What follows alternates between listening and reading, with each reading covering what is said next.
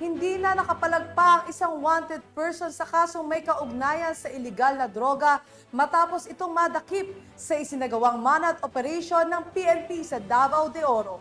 Ang balita mula kay Police Corporal Antoinette Miranda.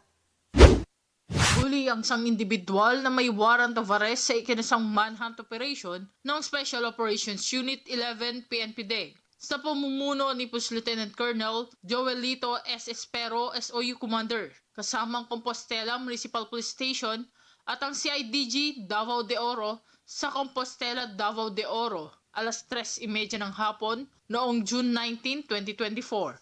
So as for the preparations, we have this so-called BIN or Barangay Information Network. So dahil dito, nakuha natin si Arias Jesus.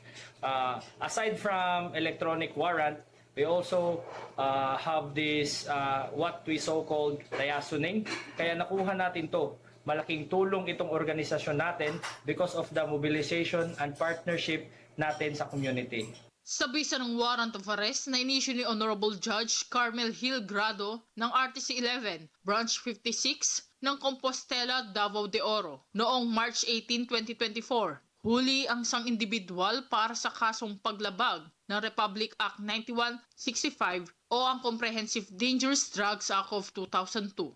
Ang naarestong suspect ay nabasahan ng kanyang karapatan sa wikang kanyang naiintindihan.